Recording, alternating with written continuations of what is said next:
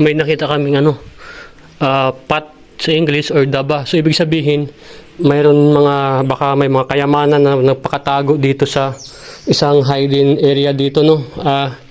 Malayo.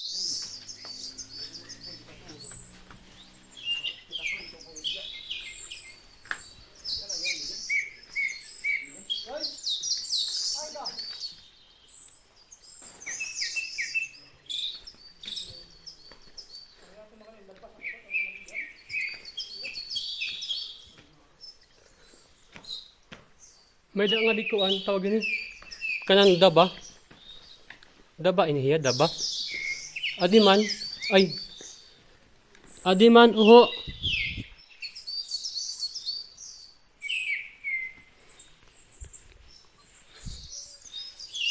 May nakita kaming pat sa English or daba. So ibig sabihin, mayroon baka may mga kayamanan na nagpakatago dito sa isang hidden area dito, no.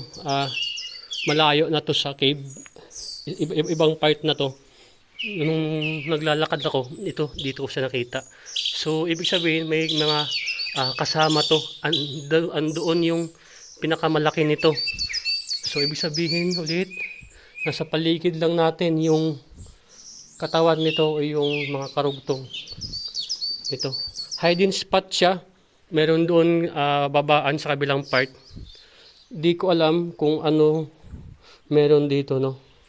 Pero one thing for sure, isa ito sa mga ancient or mga old crop na mga natatago sa mga kanunuan natin, no, mga sinaunang panahon. Diyan lang siya. Ayan. Nakaganyan lang yan. So nasa paligid yan, baka nasa paligid lang yung ibang mga body part niyan. Yan yung tinatawag na daba kasi local nagsabi sa akin na isa raw sa kuweba dito meron daba na may mga kayamanan sa hindi.